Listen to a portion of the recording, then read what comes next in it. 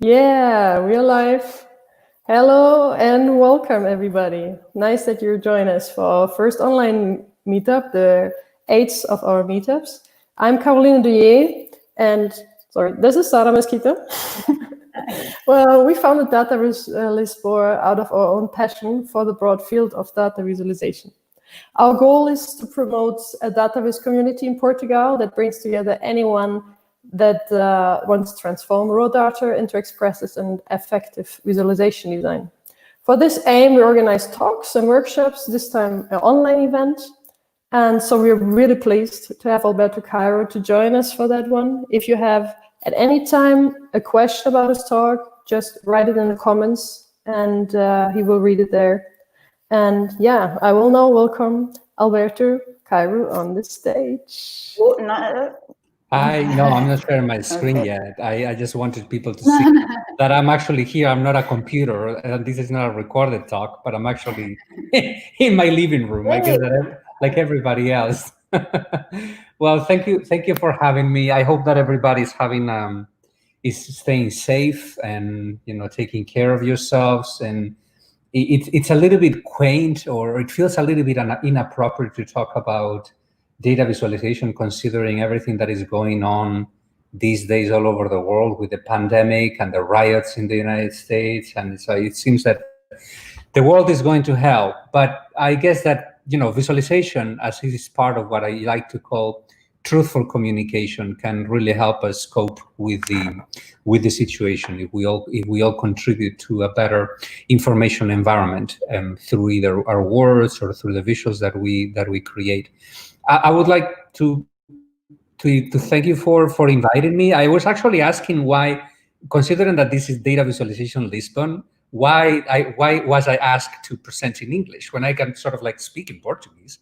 So if you are from Portugal, muito obrigado por estar aqui. É prazer fazer esta apresentação hoje sobre a visualização de dados e as últimas ideias que estão agora mesmo na minha cabeça e que talvez em algum momento eu acabe colocando em um futuro livro. Y si sois de la América Latina o de España, muchas gracias por estar aquí. Es un placer estar aquí con vosotros y voy a compartir algunas ideas de que posiblemente acabarán en algún futuro libro. And now I'm switching back to English. So I'm going to get started. I'm going to share my screen. Sorry, Alberto. Yeah. For the ones that don't know you yet, I should present you. I thought that people would have read my bio or whatever. But yeah, of course. It's just. Go ahead, Sarah. Yes. Obrigada, Alberto, por teres aceito o convite. And Alberto is a journalist and a designer and the night chair in visual journalism at the School of Communication of the University of Miami. The author of several books, like this one. This one is the latest one, How Charts Lie. And he has also extensive work as a consultant in companies like Google, Microsoft, and Nielsen on visualizations. He's from Spain, as he said, from Galicia, and currently lives in Miami. Sorry. Yeah. So please, Alberto, the stage is yours. Thank you again. I will share. I'm seeing some familiar people in the comments. I'm seeing Jorge Camões. If you're interested in data visualization, George's book, actually, Data at Work, is absolutely amazing. You should get it anyway. Let's get started. So I'm going to share my screen. Let me see, share a screen over here, share a screen over here. All right, so I decided to title this talk Reasoning About Data Visualization, or Reasoning for Data Visualization. For several reasons that I'm going to try to explain here today. Before I get started, though, I would like to give credit to the authors of the illustrations that decorate some of my title slides. Those beautiful and fun pictures that you see in the background of the title slides come from a visualization project titled Why Do Cats and Dogs, which I art directed, but it was designed by Nadi Bremer. If you don't know Nadi is, in my opinion, one of the most talented, or I guess the most talented visualization designer at the moment. I really love her work. It's so creative and so fun and so fresh. Anyway, so Nadia and I collaborated in this project along with animator Juliana Chen. It's a project about what people search for in Google when we search for why is my dog doing such and such. Well, that's a such and such. What are the most common such and suches in Google when people search for why our pets are doing certain things? So I would really like to encourage you to visit this project when you have the chance. It's a lot of fun. Anyway, so the title slides illustrations come from this project because they are so lovely. So anyway, Sarah mentioned my latest book, How Chat Slide. The previous one is titled The Truthful Art, and both of them are related to each other in the ideas that I try to express, or the things that concerns me.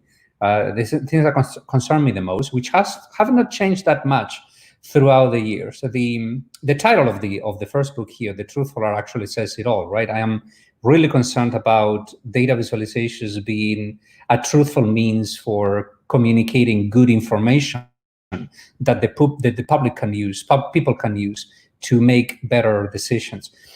And How Chat Slide, the title is a little bit misleading, although I chose it on purpose, because it's not really a book about how charts lie. It is more, it's not even a book about how people lie with charts.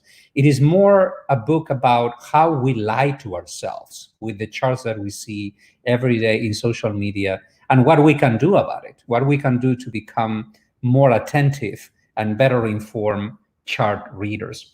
But I am not going to talk about these books today, because if you want to learn, if you want to know what these books are about, you can just take a look at them, just borrow them from the library or get a copy or whatever, and you can read everything that I have to say over there. What I would like to do today is to share some ideas that will probably end up in the book that I'm supposed to be working on at the moment, and that probably will be published either in the fall of 2021 or the spring of 2022. We will see. It is a book that I'm co-writing with that I will be co-writing with a visualization designer from the Washington Post called Alisa Fowers, who has a wonderful weblog titled Data and Dragons. The working title of the book is going to be The Art of Insight, How Great Visualization Designers Think. And it's going to be the core idea, or the core principle, or the driving force behind the book is making good choices when designing a visualization. How we can come up with good reasons to make a choice when designing a visualization, and how to justify those decisions in front of others or in front of ourselves. One of the things that I like to do besides designing graphics is to read broadly into the literature of philosophy, particularly epistemology and moral reasoning, moral thinking, and ethical thinking. And the idea of reason, or the notion of reason, is widespread in the literature of ethical reasoning or moral reasoning. One of my favorite philosophers from the past century is Derek Parfit, who was a moral philosopher. He has this wonderful book, which is divided into 3 volumes because it is so massive, titled On What Matters, which is all about good reasons, how we can come up with good reasons for good behavior, to justify or to drive or to guide good behavior. And Parfit said that reasons are based on facts, or should be based on facts, and facts give us reasons when those facts count in favor of our having some belief or desire or acting in some way. So this is going to be a sort of like a driving force behind the upcoming book. I'm going to just merge or try to bring the language and the literature of moral philosophy into data visualization somehow, although this sounds very technical and academic. If you have read any of my books, you know that I don't write as an academic, or at least I try not to write as an academic. I try to write in a voice that is a little bit more casual and a little bit more fun. But the idea of reasons is going to guide the structure of the book, which will probably be organized around several questions. The questions that any visualization designer should ask herself or himself whenever we design a graphic, particularly when we are going to present it to the public. Remember that I come from the world of journalism, so most that I write about has to do with visualizations that are explanatory in nature and that are presented to the public in order to explain something, to that public. So I will try to come up with a list of questions that we can ask ourselves. This is very preliminary. The book will probably contain many other questions that we need to ask ourselves, but I thought that these 5 questions may sort of like summarize the content of the book. So the first one is, why to visualize? All right, so this is it sounds silly, but it is not that silly. One of the things that I want to write about is that I sort of see that when it comes to visualization, there are 2 types of visualizations. On one hand, we have what I would call why not visualizations, right? Why not visualizations are those visualizations that are fun, that are a little bit inconsequential, that may not have a huge impact on people's lives. So for instance, Nadi Bremer's Why Do Cats and Dogs is a why not visualization, right? We have this data set. It's wonderful. It is fun. It contains a lot of interesting and funny insights. So why not? Why should not visualize it? Let's visualize it, right? So that's fine. But there are other types of visualizations that I would like to call why visualizations. Why should this visualization exist? And moreover, why should this visualization made public? Because sometimes we create visualizations just for our own purposes, yeah, or just to, for example, explore data or discover, insights that may hide behind the data that we are exploring. But there's a difference between creating a visualization for ourselves and creating a visualization to be made public. Probably one of the examples that will open up the book is going to be this one. This is a visualization that was published on December of 2012 by a newspaper from upstate New York called the Journal News. A few days before this visualization was published, there was a terrible shooting in an elementary school in Connecticut, in the state of Connecticut, and this newspaper decided to publish a map pinpointing the locations of people in upstate New York, in 2 counties of upstate New York, who had handgun permits, right? Now, each dot there represents one gun permit owner, right? Someone who has a gun permit in upstate New York.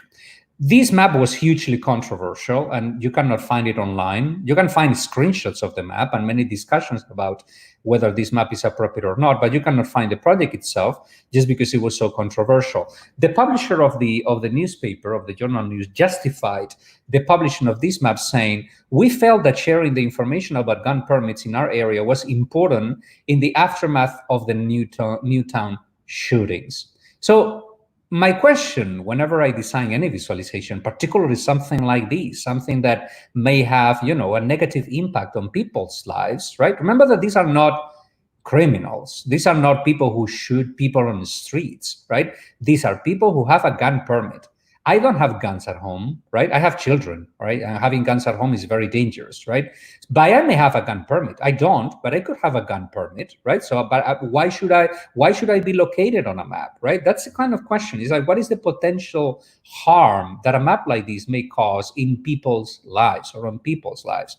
The question is, why, right? Why should this data be made public? Well, the data is already public. You can get this data if you do a public information request to the government. You may get this data. It's not available online, but you will get it. It's part of the public record. Once you get a gun permit, your name becomes part of the public record. But the second question is also important. It actually applies to us, visualization designers. Why should this data be made public through a map, right, rather than through a table that is not easily accessible? And moreover, even if we decide that this data is worth publishing somehow for some reason that needs to be justified solidly, right? Isn't there a different type of map that may be better and that may not provoke or cause the same level of harm that the original map may provoke? For instance, I could think about, instead of showing every single person on the map, perhaps we could, aggregate the data, and rather than show every single individual, we could sort of like use a geographical subdivisions, right? Blocks or census blocks or counties or something like that. And then you can show the number of people, right? Rather than pinpointing every single person. Whenever we design a visualization and we put it out, particularly if it is about a controversial and touchy topic such as this one, we need to weigh the potential consequences of our decisions versus the potential harm that our decisions may have. And when in doubt, when we have a doubt, we should err on the side of people. We should be careful not harming people. First, do no harm. I come from a family of doctors and healthcare providers, and that's a core tenet in those professions. First, do not harm. I think that we should apply that also to visualization design somehow. I think that this is more urgent than ever. I mean, considering everything that is going on these days in the world with the pandemic, for example, or racial divisions in the United States, we need to be extra careful when dealing with data that is related or that pertains to these realms or to these areas, right? Amanda Makulek, who works part-time for the Data Visualization Society, has this great article in Nightingale, the publication of the Visualization Society, about how to handle COVID-19 data, how to make good choices whenever we are going to visualize this type of data. We should all be aware of this type of literature, but we could expand our horizons, our reading horizons a little bit more. And instead of reading so many books about data visualization like mine, perhaps you could stop doing that for a while and perhaps start reading books about moral reasoning, moral thinking, right? There are plenty of people who are writing about the ethical implications of the technologies that we create, the engineering devices that we create to help people or to aid to inform people and stuff. So, or even the literature of journalism ethics, right? A little bit of that. There are plenty of books about the ethics of journalism. There's also books about the ethics of technology and engineering, like Technology and Values, The Ethics of Information by Luciano Floridi, or more recently, Ruined by Design by Mike Monteiro, who is famously against the social media platforms, mainly Facebook and Twitter. Books like these and many others that I could mention can help us develop a good decision-making frame of mind for whenever we want to design the visualization ethically, which should be always, right? These books, I think, can help us a lot in that. The second question is what to visualize, obviously. What should I visualize? And moreover than that, we should ask ourselves, is my data counting what needs to be counting? Who is being represented in my data? Who is not being represented in my data? Who is being, let in? Who is being left out? And things like that, right? What is being measured and why it is being measured? One of the cases that I use in my previous book, in How Chats Lie, to explain this idea is a real world case of a student of mine, Luis Melgar, who is right now a data journalist at the Wall Street Journal. He made his capstone project for our classes over here, about a student homelessness in Florida, right? So he gathered data of student homelessness in Florida, and he came to me with several visualizations and data sources, right? And when I saw the first map, this first map over here, I was completely shocked. I said, how is this even possible? We have several counties in Florida, this one and this one, for instance, in which 1 out of 5 students, these are high school and middle school and elementary students, 1 out of 5 students in these counties are homeless. How is that even possible? That's a huge number. It's more than 6,000 students in some places. 6,000 students are homeless. This is the county where the city of Orlando is. 6,000 students. How is that even possible? And Luis told me, well, you need to be careful because I have not told you yet what it is that the state of Florida calls a homeless person. A homeless person for the state of Florida is not someone who lives on the streets under a bridge or something like that. It's someone who doesn't have a permanent home. So, for example, if a student, let's say, for instance, her parents are divorced, and then that student needs to switch homes 3 times a year, right? 4 months in one home, 4 months in another home, 4 months she goes live with an aunt or with an uncle or something like that. The fact that this student needs to change homes so often makes that student to the eyes of the Florida government, to the state of Florida, makes that student a homeless person. So it is not that the data is correct or incorrect. It is only that in order to assess the data that we are about to represent in our graphics, we need to understand deeply, very deeply and very carefully what it is that the data is measuring and what it is that the data is not measuring. Related to that, there are plenty of books that can help us with that, right? So if you are not versed in statistics, in elementary statistics, there are wonderful introductions out there.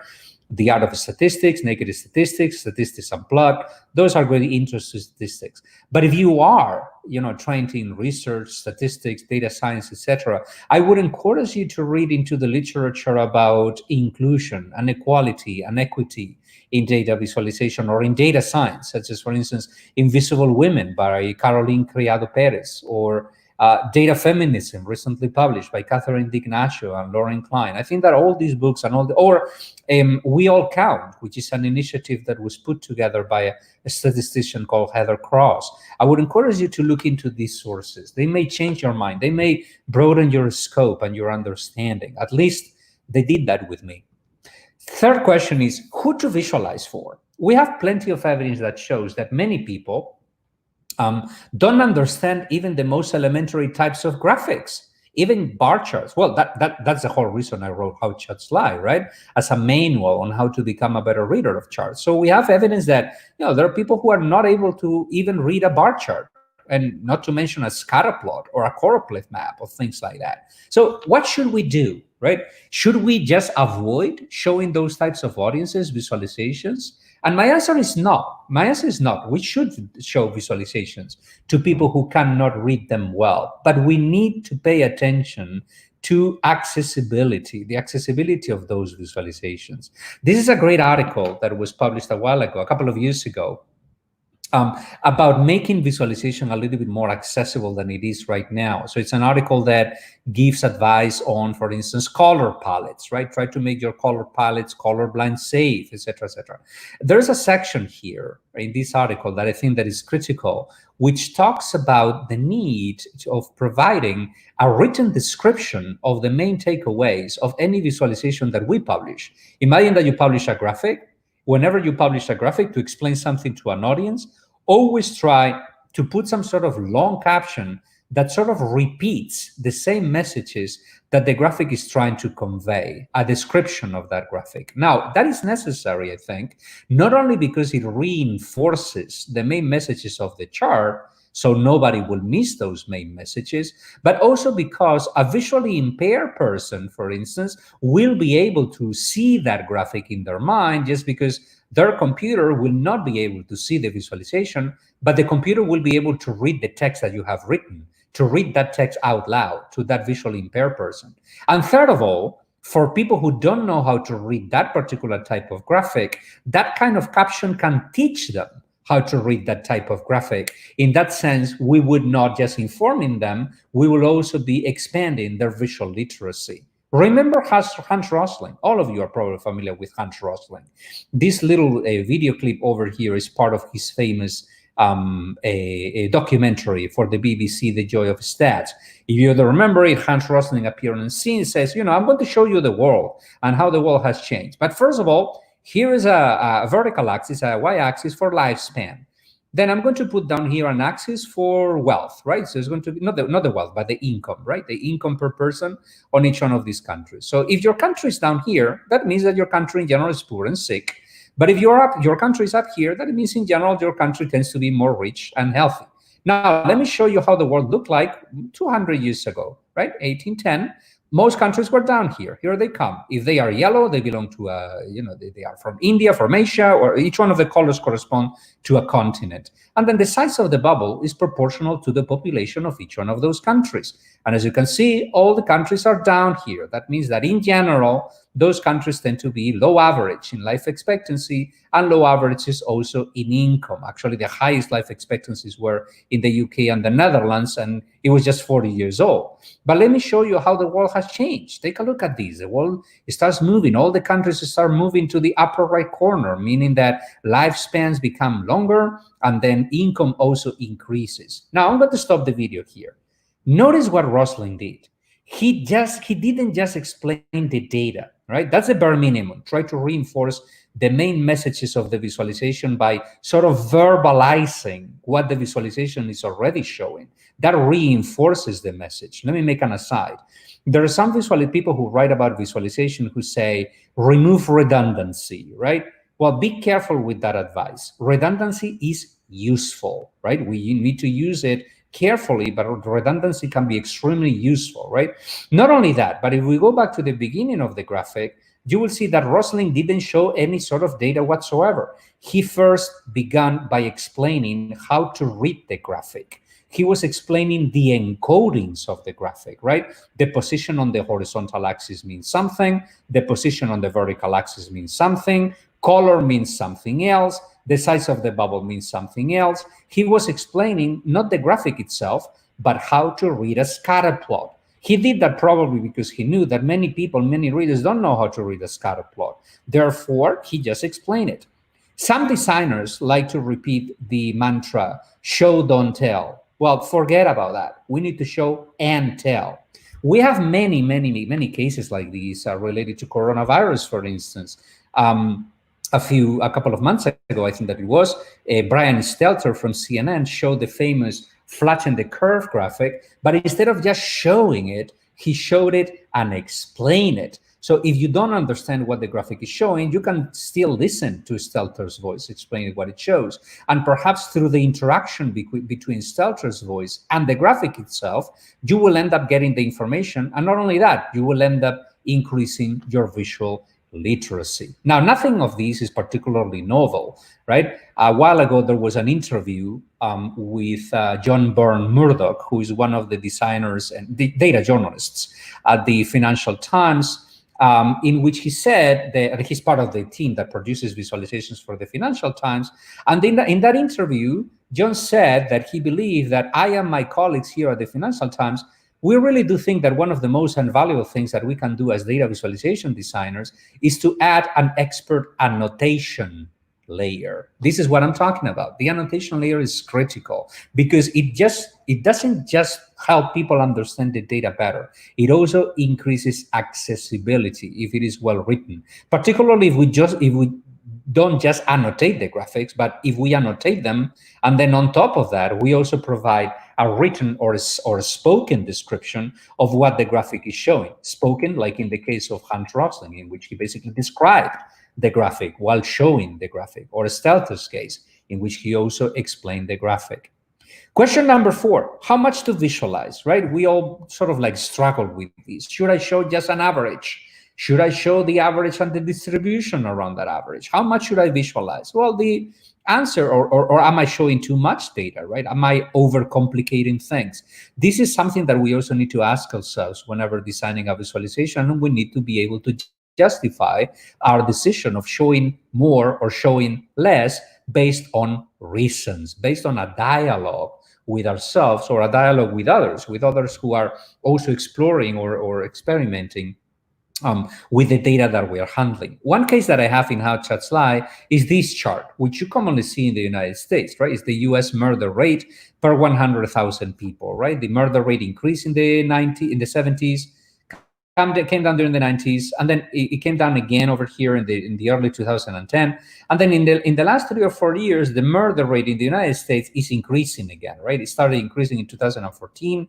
And if we could extend this line further, the line continues increasing. Well, this chart per se is not wrong, but the interpretations of the charts can be greatly wrong, because indirectly, if you don't know what the chart is actually showing, or better said, what the chart is not showing, right?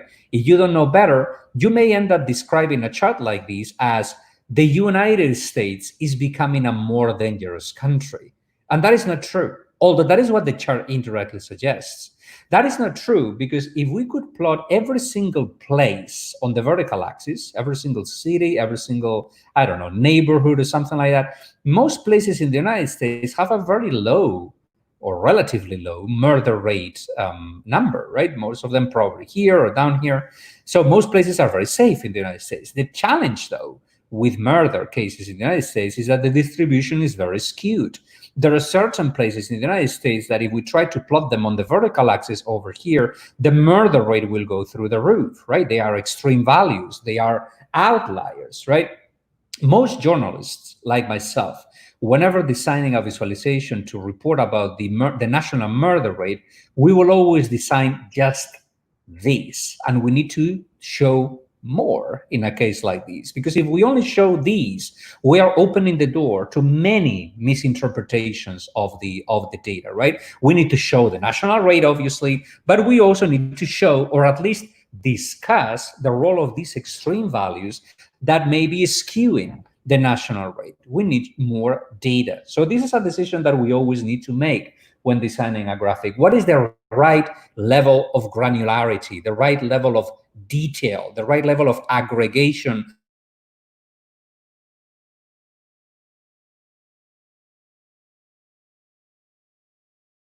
visualization is unique, and the decisions that you make for one visualization may not be the same decisions that you would make if you were working with a different type of data set. In visualization, it all boils down to audience and purpose. The idea of purpose leads me to the last point over here: how to visualize stuff, right? In case, or what encoding should I use? How to make good design choices? How to sort my data or organize my data? All these questions are related to the idea of purpose. Visualization is always purpose-driven, either in terms of choosing the right chart to depict our data, or in terms of using the style, right? The style of a graphic can also change depending on the purpose, right? Going back to Natty Bremer's graphic about, what do cats and dogs, right? Imagine that graphic, right? That beautiful, fun graphic with a little funny dog animated stuff. Imagine these data visualized in, Taftian style, like super minimal, boring looking, pastel color style, right? It will not work just because that style is not well suited for this particular topic, which is fun and funny, and it should be fun and funny. The style of the graphic should match also the purpose of the graphic and the nature of the data that we are visualizing. Now, in terms of choosing encodings, right? I think that we need to stop, thinking about visualization in terms of rules, such as, for instance, don't use pie charts, which is something that, you read all the time in overly simplistic takes about data visualization. Well, pie charts may be fine. This is an example. I mean, it's not the greatest pie chart, right? But it's okay, right? It's a graphic that was designed by the European Court of Auditors showing, if I remember well, I don't remember, it was one of the branches of the European Union. But anyway, so it shows among all the migrants who arrived to Greece in 2016, right, where they came from, right? 47% came from Syria, 24% came from Afghanistan, 15% from Iraq, and so on and so forth. Well, the creators of this graphic were worried, are we designing a good graphic? And my take on that is that more often than not, visualizations are not good or bad. Visualizations are better or worse, depending on the purpose that you have in mind, your intended purpose. If the purpose of this visualization is to show that nearly half of the migrants who arrived to Greece in 2016 came from Syria, and the other half came from other countries, then this graphic is fine. The only thing that I would change is style it a little bit better, perhaps using just two colors, one for Syria and another one, a single color for all the other countries, just to emphasize that half and half, right? And the graphic will be fine. However, if the purpose of the graphic were different, let's say, for instance, that the purpose of the graphic is comparison and ranking, right? Comparing and ranking these countries, then the pie chart doesn't really work, because we have tons of evidence that shows that pie charts are not that great for comparison. And that's empirical evidence. That's a fact that we can use to give us a reason not to design a pie chart. It gives us a reason to design, for instance, a bar graph or a lollipop graph or any other sort of graphic that uses length or height to represent the data. Or imagine that the purpose of the graphic is neither parts of a whole nor comparison, but it is to show some sort of geographic pattern in the data, right? Such as, is there an association between the proximity of these countries to Greece and the percentage of people who come from these countries to Greece every year? Well, if that is the purpose of the graphic, then you may need a map, right? And then, the same data can be visualized in 3 or 4 different ways, depending on the purpose that you have in mind, depending on the goal of the graphic, the intended goal of the graphic, right? The goal of the graphic gives you a reason to shape your data in one way or in a completely different way. Now, the reason why I sort of put these types of examples all the time is that one of the main mistakes that beginner visualizations designers make is to let software tools make decisions for them. Excel, Tableau, and many other wonderful software tools. You may just rely too much on them, and you may let them make good decisions for you, or decisions for you, and those decisions sometimes will not be good, right? So I know for certain that if I give a bunch of beginner students down here at the University of Miami a data set in which everything adds up to 100%, right? Everything adds up to 100%. And I ask these students, please design a visualization. I know for sure that they will come back to class with a pie chart, or at least a majority of them will. And if I give them a data set that contains a geographic variable, such as a country or a county, I know that most of them will come back to class with a map. And then my question when they show me the visualization will be, why? What is the reason why you're designing a graphic that is shaped as a pie chart? Oh, because everything adds up to 100%. Well, that's not a good reason. You need to think about the purpose of the visualization, right? It may be more appropriate to shape your graphic as a bar graph. Now, most of you probably know that there are many sources out there that we can all use to guide our choices whenever designing a visualization, such as the Data Visualization Catalog, the Visual Vocabulary by the Financial Times, and there are many other sources. George Camoes's book, Data at Work, I think that's another wonderful read that can help you with that as well. So try to read them and try to keep them in mind, because they can be quite helpful. But choosing encodings is not the only thing that we need to consider. We also need to think about and give ourselves justified reasons to think about how to sort the data. Take a look at these. This is a graphic that made the rounds in data visualization social media, in the networks of visualization in social media a couple of weeks ago. It was designed by the state of Georgia, right? And the title is Top 5 Countries with the Greatest Numbers of Confirmed COVID-19 Cases, right? Each one of the colors corresponds to a Georgia county. And then you can see that it seems that the numbers are going down, right?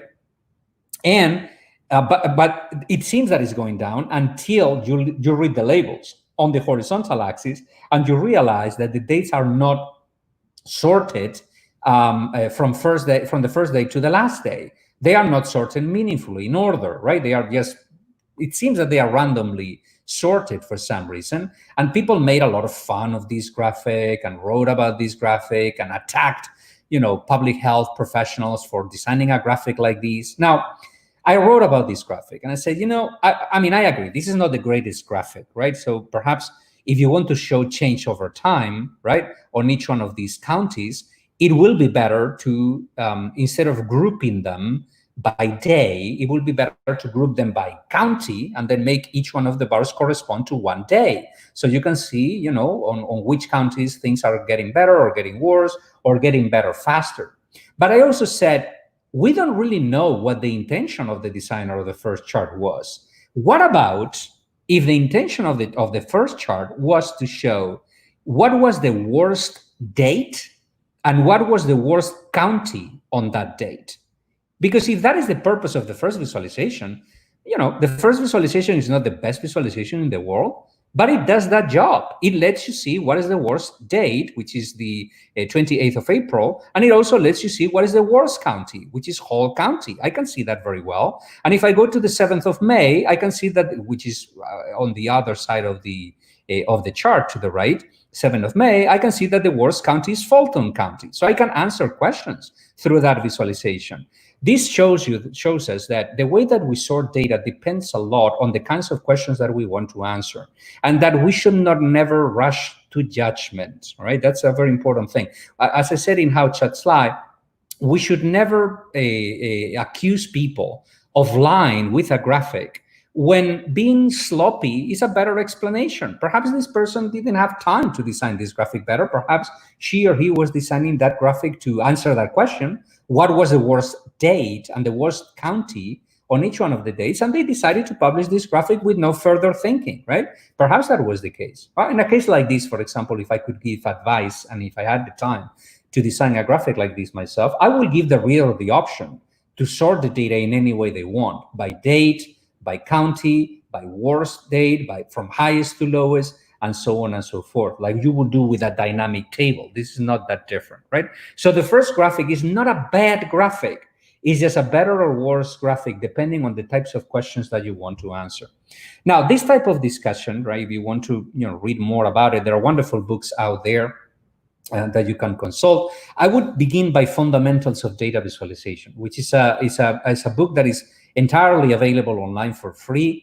It was written by Klaus Wilke, and the draft of the book is available online and free. And it's a wonderful, wonderful introduction to visualization. It will be my first stop if you want to educate yourselves in data visualization or help others educate themselves without, spending any money buying books. Although I would recommend that you get Klaus's book or any other Storytelling with Data by Colin Nussbaumers, George's Data at Work. All right, there are many books out there that you can consult, and there are also sources. Are there other online sources that you can use to sort of like become better designers in terms of making good choices when encoding data, sorting data, and representing data. For example, Multiple Views.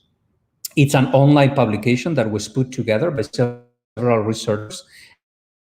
What they do is to take scientific papers, right, research about data visualization, but instead of just linking to those papers, to those research papers, what they do is to try to translate them into a language that someone like me can understand, into common language. So you can go sort of like get the gist of what the papers, what those research projects have discovered, and it's extremely useful.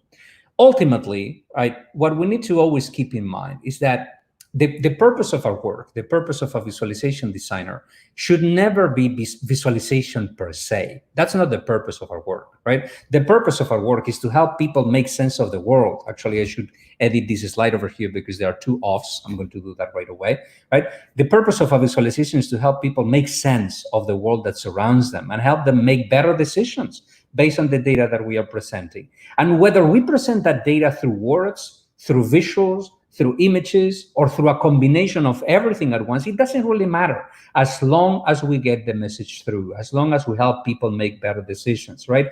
Ben Schneiderman, famous visualization and UX researcher and human-computer interaction researcher, wrote once, many years ago, in a famous book about visualization, the purpose of visualization is insight, not pictures. And with that, I'm going to just end the presentation here today.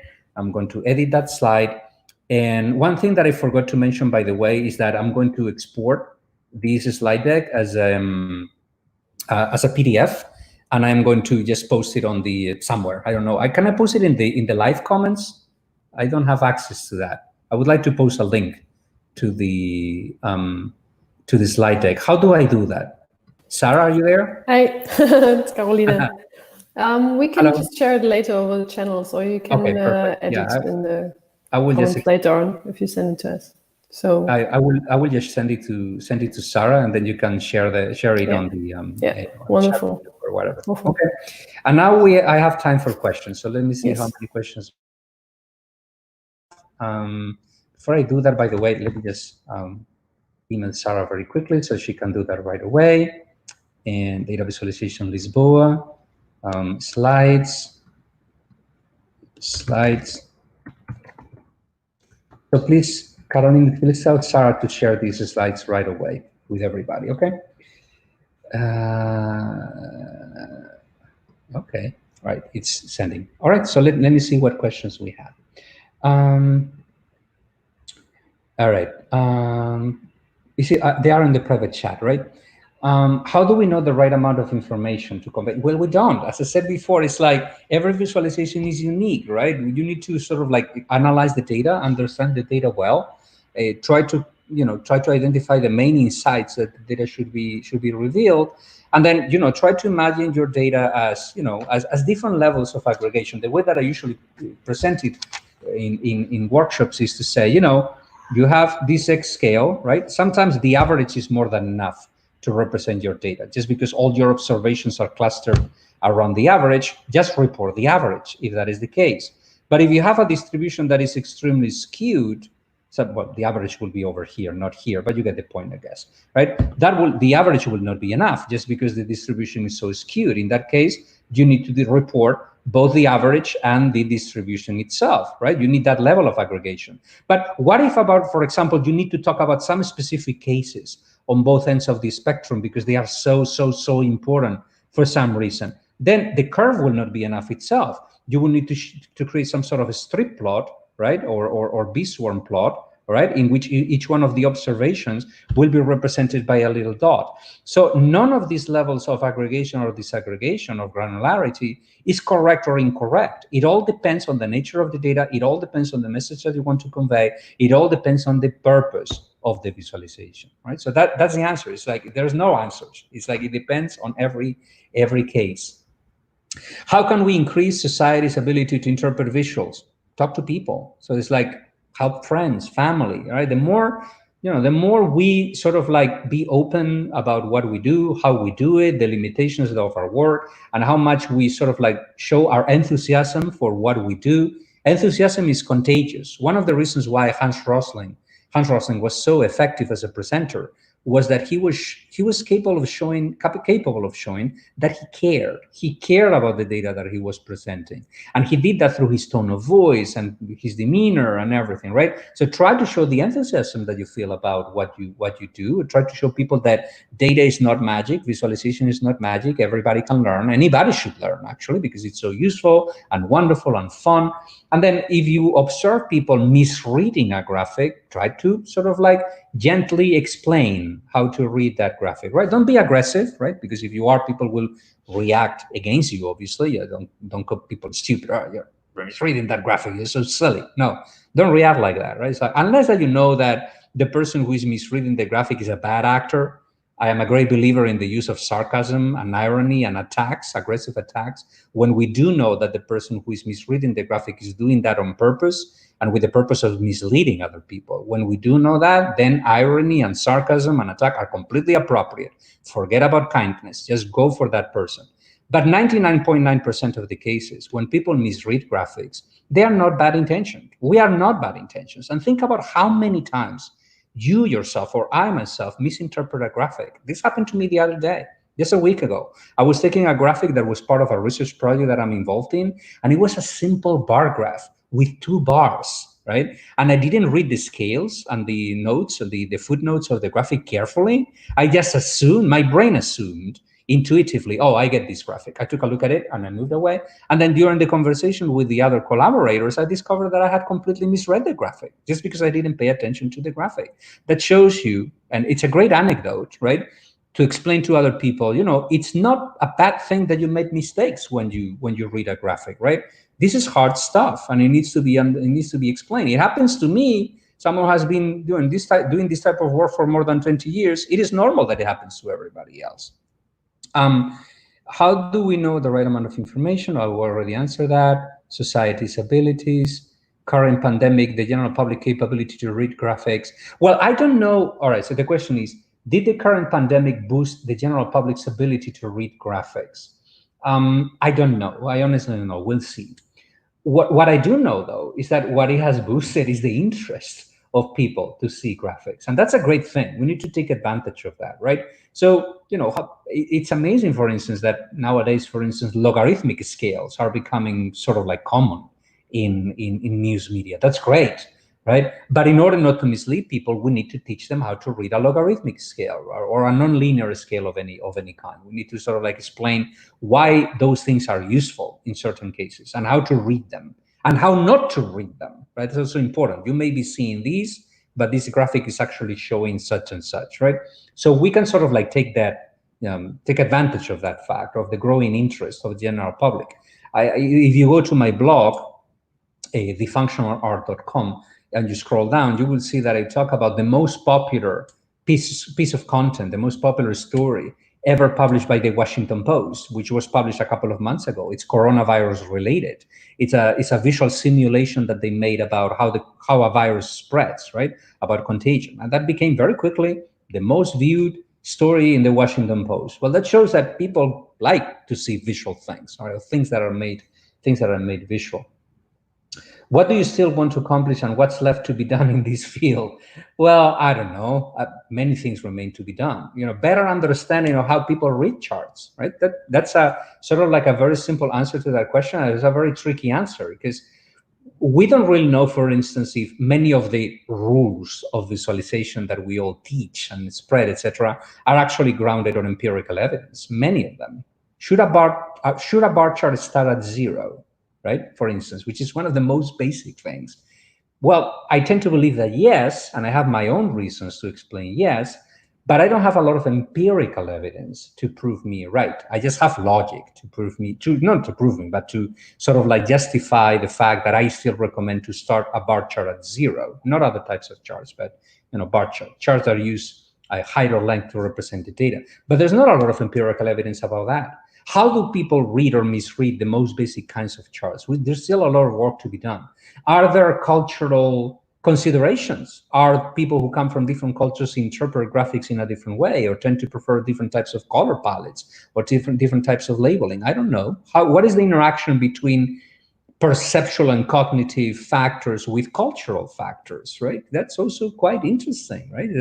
What are the cultural considerations? I don't know. There's so many things to be done, so many things to be explored, so many things to be experimented with, so many things to invent. That's the other thing. The language of visualization is constantly evolving. Sometimes, though, I feel that the visualization community tends to focus a little bit too much on the new flashy thing, the new technology, the new coding language, the new tool, whatever. And that's all good and great. I'm not complaining about that. I love tools, and the more tools we have out there, the better off we will be. But we also need to focus on the other side of the coin, which is that the people who may take advantage of those tools is people like ourselves. We are an elite. We are the privileged elite, right? I don't care about us. I care more about the other people who are not taking advantage, or at least as much advantage of visualization as they could. How can we help everybody else? I think that remains to be done and remains to be explored. More educational efforts, more community efforts, how to get more people involved in the design of our visualizations, right? It's like community mapping, right? There's a sort of like an entire movement in cartography about, creating the designs of maps, not just done by the cartographer himself or herself, but actually involving the community who is going to consume those types of maps in the design of those maps. Not just consult them and ask them, what do you want to see? But actually making them participatory elements in that design. Participatory design will be the term, I guess. What do you do when somebody asks you to develop a chart which is lying or exaggerating the real values? I just don't do it.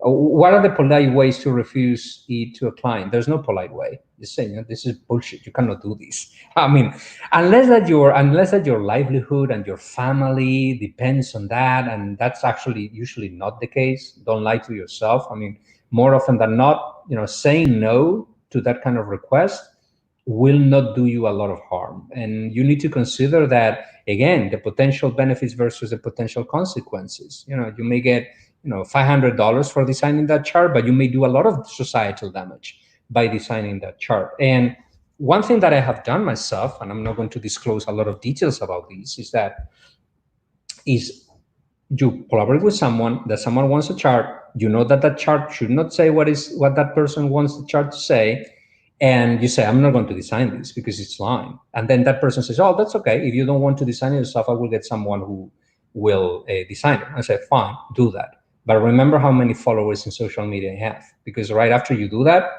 you can just count that I'm going to go for that. And we just denounce that because this is a lie, right?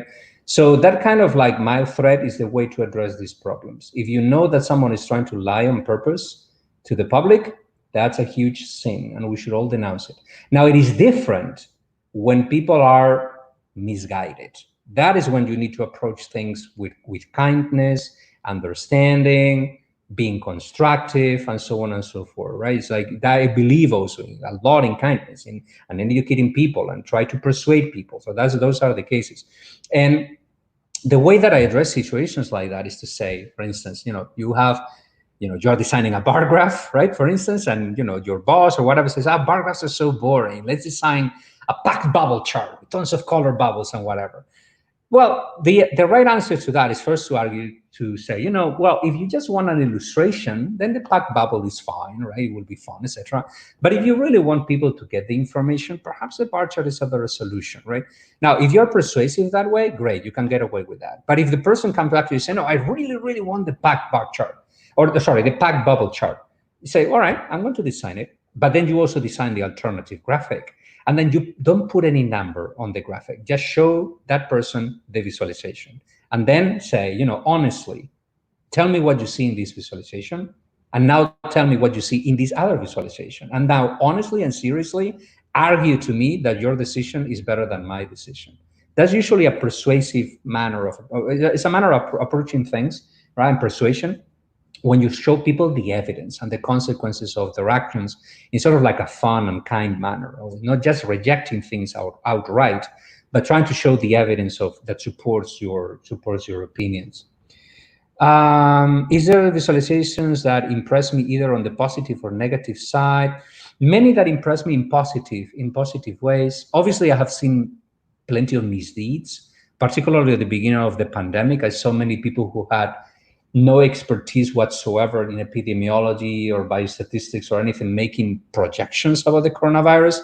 I mean, how do you dare? I wouldn't dare doing that. It's like, I don't have that sort of knowledge. Or I know how to work in R. I know how to make an extrapolation of existing data. I can do that with a confidence range and all that. I can design a beautiful graphic based on all that data. I would never dare publishing it or writing about it, just because I don't have that knowledge. I'm not an epidemiologist. I'm not a doctor. I'm not a medical researcher, public health expert, or biostatistician. I don't have that sort of knowledge, domain expertise. So I saw many people doing that, particularly people with backgrounds in engineering and data science and physics for some reason. How do you dare? It's like, you should never do that, right? If you have that kind of, if you lack that kind of expertise, you should partner up with people who do, and then do something together. Then, you may come up with something really, really great. But, we saw plenty of, hot takes about what the pandemic will look like and so on and so forth. All that was noise, and we should all avoid it and ignore it. So I would mention that in general as the sort of like the bad side of things. But then there's plenty also of great efforts that have been put in place, and I think that we are fortunate that we still have, institutions that we can still rely on. Not necessarily governmental institutions, but non-governmental institutions like academic institutions, news media. Right, news media is receiving tons of attacks these days from governments who don't like what news media publish. We should all support news media with our money. News media is going through dire straits. And if you are one of those people who think, oh, the media always lies or whatever, try to think about a world in which we don't have journalism. That's not a world you want to live in. I can assure you, right? I can assure you. The first thing that any authoritarian government destroys is news media.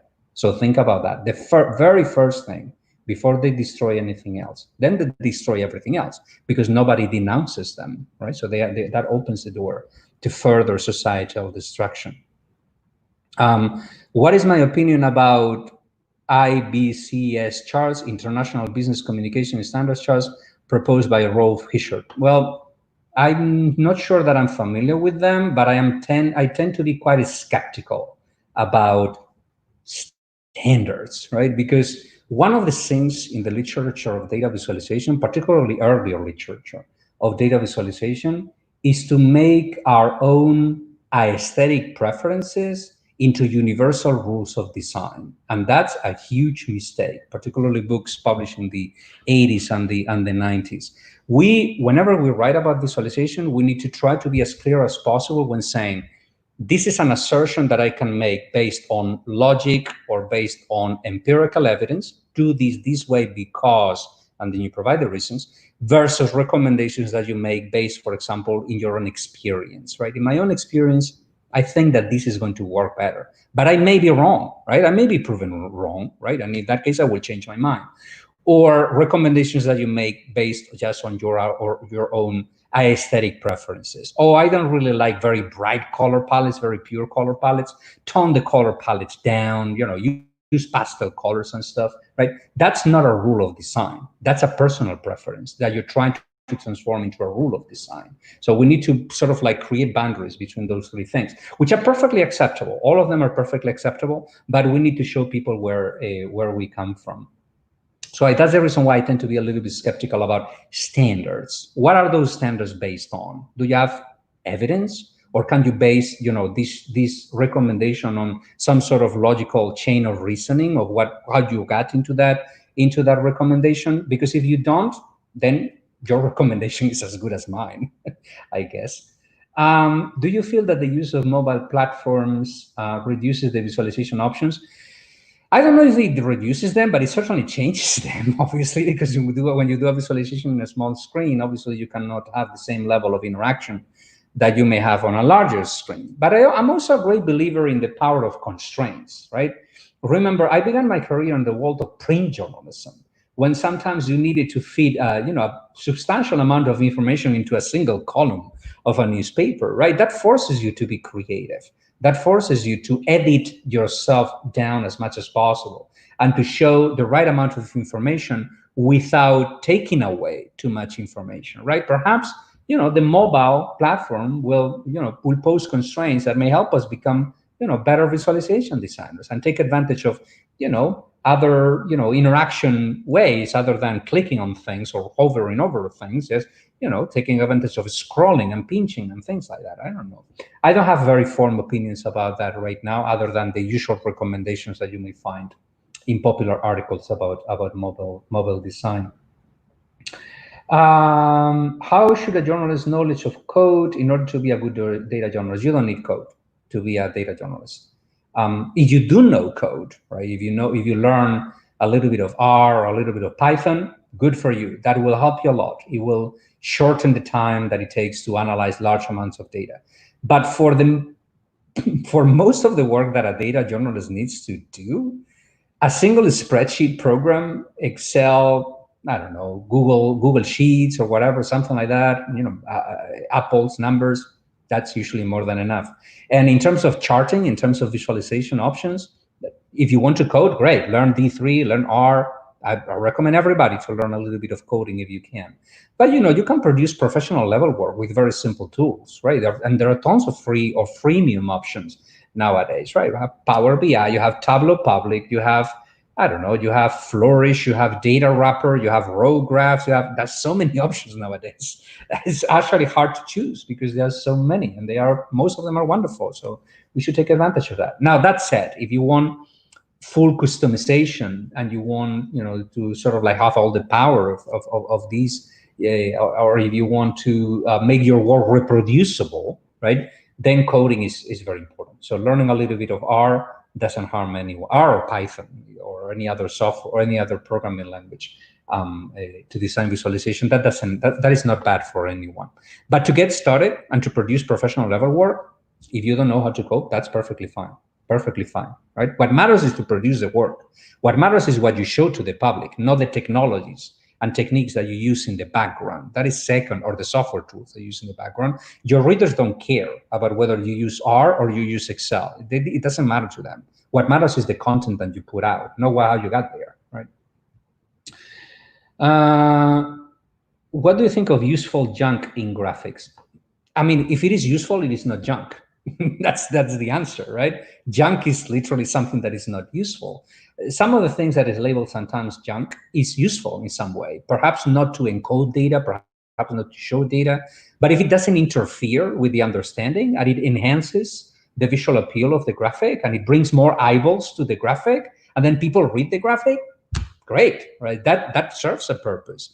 That's a reason to have that junk into the graphic, if you can sort of prove that it brings more people in, right? More people in. How do you cope with the stakeholder interest versus the final user? Well, the final user is who really matters. All right, so remember that I'm always talking from the point of view of a reporter, of a journalist. So that's very important to remember. Sometimes the stakeholder is the same as the final user. The stakeholder is the final user. But when the sort of like the debate is between the person who pays you and the person who is going to consume your graphics and benefit from your graphics, who really matters is the person who you are going to show the graphic to. I would really recommend that you take a look at, because the debate is, yes, but my livelihood depends on these, and my salary depends on doing this and such and such.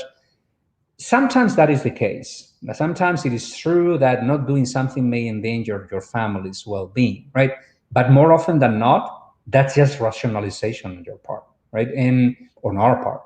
And we need to sort of like create mechanisms to cope with that problem and persuade the person or the people who are paying us to do something that is wrong, not to do it that way. And there are ways to do it. Before I mentioned the book Ruined by Design by Mike Montero, read that book. It's quite interesting in that sense. And try to help people reason about these things. It's like someone asks you, let's do it this way because it's going to benefit us, even if it is a lie, right? When you argue against that person, the way to argue against a person like that is never to just throw, insult that person and say, oh, well, you're a bad actor, whatever. It's to try to somehow make them put themselves into the shoes of the people who are going to consume that graphic, or try to sort of like revert the example and do the opposite and say, what about if someone did this with the data? That is the opposite of what you're trying to do. How would you feel once you discover that someone is trying to lie to you? You will feel bad. So if you don't want that done onto yourself, you should not do it onto others. That's such a basic tenet of ethical reasoning. And sometimes, I know that sometimes I'm preaching to the core, and you will say, well, but this doesn't work with everybody. Well, that's true, but it works with many people. And if it doesn't work with the person you're discussing with, it is the time to look for a better job. Just change careers. That's what you need to do. Change careers or change jobs. That's what you need to do as an ethical person. Yes, unfortunately that's the answer. If someone is unpersuadable in that sense, that's not a person you want to work with or work for. All right. Well, that's all the questions that I have, I think. Thank you, Alberto. Thank you for your excellent talk. And maybe next year we'll welcome you again when you publish your new book. Yeah, I would love to visit Lisbon. Actually, my wife and I want to retire in Lisbon when I retire. That's good to know. Good to know. I mean, that is not a done deal, but it's one of the cities that we have that sort of like jokingly discuss. It's such a wonderful city with great bookstores. That's a huge factor for me. That is very good bookstores. Nice. I tend to agree with you. Yeah. And the food, and the people, and the language. It's like everything. That's maybe why you said yes to this meetup. So thank you again. Yeah, thank you all. And so Coro will announce. I have some announcements. So bye, Alberto. Thank you for your time. So yeah, thank you again, and I have to find all these bookshops you just mentioned. And yeah, we have one last announcement to make, and this is for our next meetup coming up. We will have Mano Lima live, so stay tuned for us sharing the date. And we thank everybody for joining us. We had over 100 viewers. We hoped for that. We didn't expect it. And thanks for the nice comments. And for the questions. So we hope to see you at our next online meetup again, and hope you enjoyed it. Yeah, and everything worked well for you. So, bye-bye. Goodbye.